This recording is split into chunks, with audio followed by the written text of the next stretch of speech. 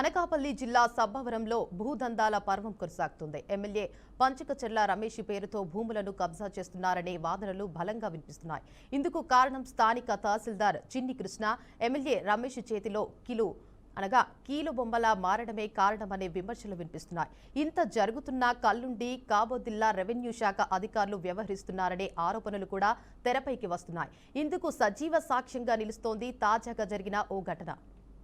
సబ్బవరం మండలం గొల్లలపాలెంలో survey number 252/6లో ఉన్న ప్రభుత్వ భూమికి ఎసరు పెట్టారు. ₹1 కోటి విలువ చేసే 30 సెంట్లు ప్రభుత్వ భూమిని జనసేన చోటా నేతలు కబ్జా చేశారు. ఇక ఎమ్మెల్యే పంచకచెర్ల రమేష్ సోదరుడు పంచకచెర్ల వెంకటేశ్వర్లు పేరు బాగా వినిపిస్తోంది. ఈయనే ప్రభుత్వ భూములపై సెటిల్మెంట్లు చేస్తూ చక్రం తిప్పుతున్నారని ఆరోపణలు బలంగా వినిపిస్తున్నాయి. ఇక ఈ క్రమంలో భూములు కోల్పోయిన బాధితులు కొందరు ఫిర్యాదులు రూపంలో అందజేసిన ఎంఆర్ఓ చిన్ని కృష్ణ విఆర్ఓ దేవుడు పట్టించుకోవడం లేదు. ఇక హైకోర్టులో కేసు పెండింగ్ లో ఉన్న రెవెన్యూ అధికారులు కాసులకు కక్కుర్తి పడుతూ అవినీతికి పాల్పడుతున్నారు. అర్హులకు అన్యాయం చేస్తున్నారు. ఇక సబ్బవరం మండలంలో రోజురోజుకు జనసేన ఎమ్మెల్యే అనుచరులు అరాచకాలు పెరిగిపోతున్నాయి అనేది స్థానికుల వాదన. ఇక వీటిని కట్టడి చేయాలని, లేదంటే జనసేనతో పాటు కూటమి పరువు పోయే ప్రమాదం ఉందని అంటున్నారు. ఇదివరకు 2007లో గొల్లలపాలెంలో సర్వే నెంబర్ 252లో 6 సబ్ డివిజన్లో పేదలకు అప్పుడు అందులో 12 మందికి ఇచ్చాం. ఆ 12 మంది సర్వే నెంబరు 252లో 6లో శ్రీరామనగర్ సెంటర్లో ఉంది కాబట్టి ఆ లేఅవుట్ అయిన మరి ఎంఆర్ఓ గారిని సంప్రదించి ఇది రామాలయం కడతామని ఎంఆర్ఓ గారితో చెప్తే ఎంఆర్ఓ గారు మమ్మల్ని అడగడం జరిగింది. ఆ రోజు సర్పంచ్ నేను కాబట్టి నన్ను పిలిచి అడగడం జరిగింది. ఆ 12 మందిని పిలిచి నేను అయ్యా ఇంకో దగ్గర ఇస్తారట, మరి ఇది గ్రామాలకు వదిలేలంటే దేవుడి కార్యక్రమం ఎక్కడో కాడ ఇస్తే మాకు పర్వాలేదని అన్నారు. ఈలోగా ఎలక్షన్లు వచ్చాయి. ఎమ్మెల్యే మారిపోయాడు, జనసేన ఎమ్మెల్యే. తర్వాత మాకు వాళ్ళకి నప్పక మేము ఆయన దగ్గర అది ఆ కార్యక్రమం అలాగా ఉండిపోయింది. ఆ పట్టాలు మా దగ్గర ఉన్నాయి. ఎంఆర్ఓకి తెలియకుండా, ఎవరికీ తెలియకుండా వాళ్ళంతలాలే ఆ ఖాళీ స్థలం ఉందని 2 సెంట్లు 3 సెంట్లు ఒక 10 మంది ఎంతమందో వాళ్ళు ఇష్టం వచ్చినట్టు పేటలు వేసుకొని ఫౌండేషన్ తవ్వేసుకున్నారు. తహసీల్దార్ గారికి వెళ్ళడం జరిగింది. మేము ఆ స్థలం అయితే ఎవరికి కట్టుకోమని చెప్పలేదు అని అన్నారు. అనగానే మేము అప్పుడు హైకోర్టుని ఆశ్రమించాం. హైకోర్టు మాకు అప్పుడు ఇప్పటికీ హైకోర్టులో పెండింగ్ ఉంది. హైకోర్టులో కేసు నడుస్తుంది. తహసీల్దార్ వారి గవర్నమెంట్ మీద మేము వేసినా సరే అది అలా ఇప్పుడు వరకు అది అలా పెండింగ్లు ఉండిపోయింది. కాబట్టి ఈ మయాన్ని మళ్ళీ ఇప్పుడు పంచకల రమేష్ బాబు గారు ఇప్పుడు జనసేన నుంచి గెలిచారు.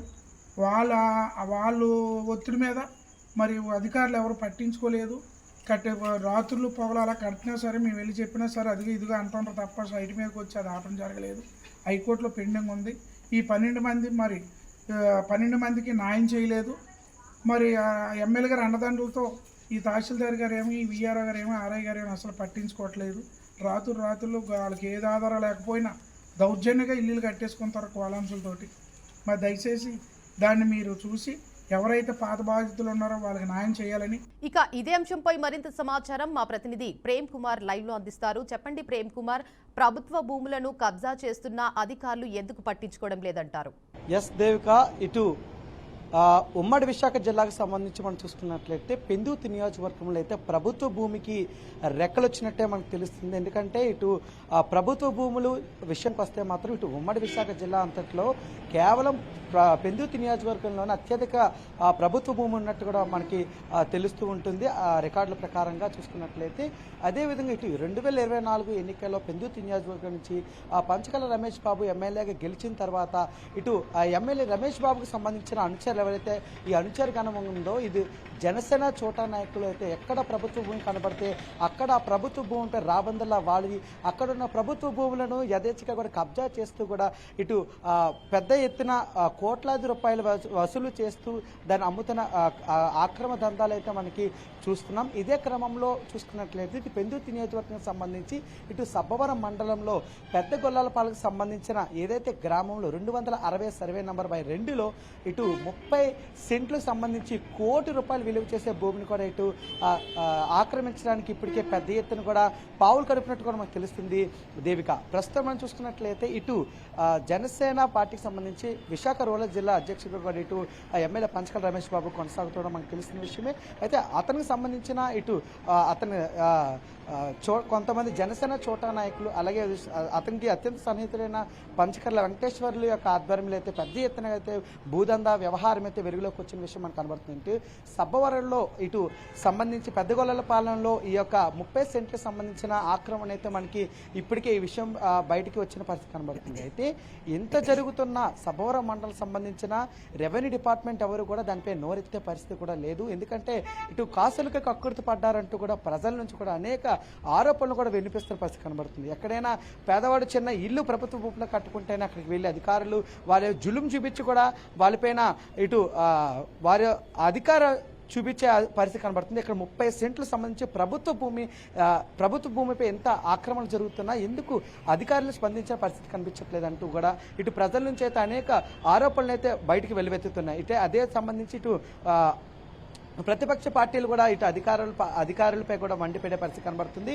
ఎందుకంటే ఇటు ప్రభుత్వ భూమి అంటే అది ప్రభుత్వ భూమిని పరిరక్షించాల్సిన బాధ్యత కలిగిన పదవిలో ఉన్న మండల రెవెన్యూ అధికారి ఎంఆర్ఓ అయితే మాత్రం ఎంఆర్ఓ చిన్ని కృష్ణ అలాగే విఆర్ఓ దేవుడు ఇద్దరు కూడా ఇటు అధికార పార్టీ అండదండలతో అధికార పార్టీ నేతలకు కూడా కొమ్ము కాస్తున్న పరిస్థితి కనబడుతుంది.